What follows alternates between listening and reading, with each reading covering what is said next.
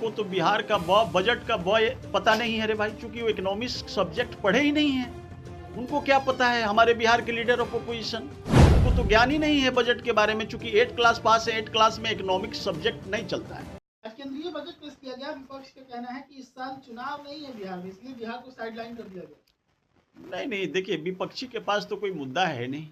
उनको तो बिहार का बजट का पता नहीं है रे भाई, चूंकि वो इकोनॉमिक्स सब्जेक्ट पढ़े ही नहीं है। उनको क्या पता है, हमारे बिहार के लीडर ऑफ अपोजिशन, उनको तो ज्ञान ही नहीं है बजट के बारे में, चूंकि 8 क्लास पास है, 8 क्लास में इकोनॉमिक्स सब्जेक्ट नहीं चलता है। अब रही बात, आइए उनको नहीं दिखेगा, मैं आपको बता दूं कि पूरे भारत के अंदर में 47% से 49% तक करीब करीब कृषक वास करते हैं रे भाई, जिसमें खास करके जो है ना हमारा 12% कृषक इस प्रदेश में है। क्योंकि हमारा बिहार का बंटवारा जब हो गया था तो माइंस और मिनरल्स का जो है ना 89% जो है ना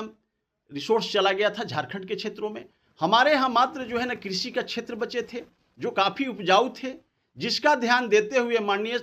हमारे फाइनेंस मिनिस्टर सीतारमन जी ने खास करके आप देखे होंगे कि जो किसान क्रेडिट कार्ड 2 लाख का था उसको बढ़ा करके 5 लाख कर दिया गया। क्योंकि बिहार और यूपी ही एक ऐसा प्रदेश है जो कृषि के क्षेत्र में करीब करीब 30% कृषक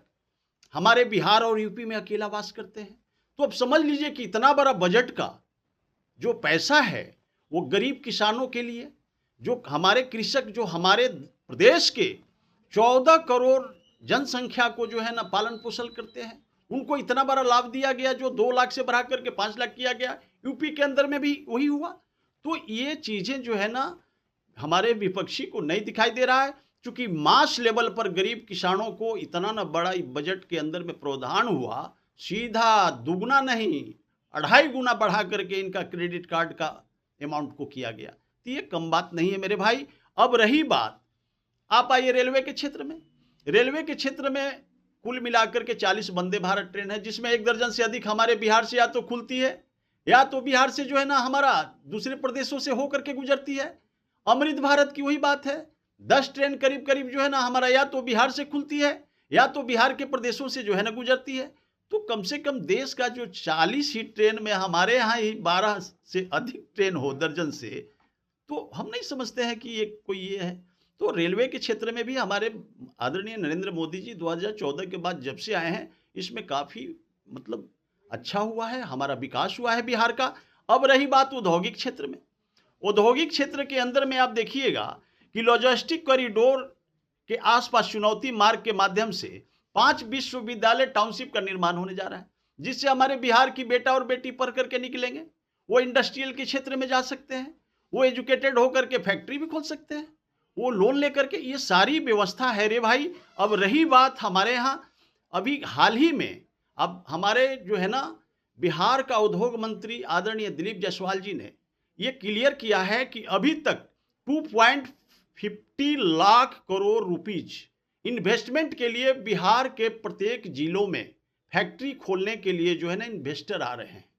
तो ये कितनी बड़ी बात है, क्योंकि एक फैक्ट्री के अंदर में हमारे 1200 नौजवान काम करेंगे। तो ये हमारा बिहार और खास करके इस बजट में व्यवस्था है रे भाई। और आदरणीय नरेंद्र मोदी जी जब से 2014 के बाद से आए हैं, बिहार प्रदेश को दिन दूना रात चौगुना बढ़ाने के, बिहार को विकासशील बिहार से विकसित बिहार की श्रेणी में कैसे ले जाएं, इसकी चिंतन और मंथन हमारी सरकार की है। और इस बजट में भी व्यवस्था है। जो विपक्षी हैं उनको बोलते रहने दीजिए। वही विपक्षी पिछले बार बजट पेश हुआ था तो बोलते थे कि यार ये तो बजट बिहार का है, ये देश का बजट नहीं है। तो भाई आप एक तरफ बोलते हो, नरेंद्र मोदी जी को दोषारोपण करते हो कि यह बजट बिहार का है, ये पूरे देश का नहीं होता है, और आज इस बात की कर रहे हो जो किसान की इतनी बड़ी जनसंख्या में हमारे पास किसान हैं, कृषक हैं। आपको पता होना चाहिए कि बिहार की धरती पर 85% हमारे नौजवान जो है ना कृषि पर डिपेंड है भाई, और उनकी भरण पोषण कृषि से ही होता है, गौपालन से होता है, जिसमें इतने बड़े क्रेडिट कार्ड का जो है ना व्यवस्था किया गया। तो ये सारी चीज़ें कुल मिलाकर के बिहार के नौजवानों के लिए, बिहार की बेटा के लिए, बिहार की बेटियों के लिए, देख लीजिए हमारी सरकार अभी पूरे कैसे हमारी बेटी दूर दराज से आती थी तो असुरक्षा का उनके भाव होते थे, लेकिन हमारी फाइनेंस मिनिस्टर आदरणीय सीतारमन जी को मैं धन्यवाद देता हूँ आपके चैनल के माध्यम से कि अरे भाई, पूरे देश में आपने प्रत्येक जिलों के अंदर में 5 स्टार होटल की तरह हॉस्टल देने के लिए गर्ल्स हॉस्टल का व्यवस्था किया। इसके लिए बहुत बहुत धन्यवाद आपका, क्योंकि हमारी बिहार की बेटियां दूर दराज ग्रामीण क्षेत्र से आती है और वो सुरक्षा महसूस नहीं करती